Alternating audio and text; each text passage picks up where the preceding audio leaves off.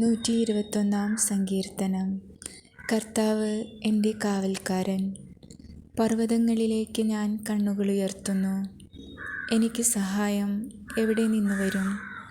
എനിക്ക് സഹായം കർത്താവിൽ നിന്ന് വരുന്നു.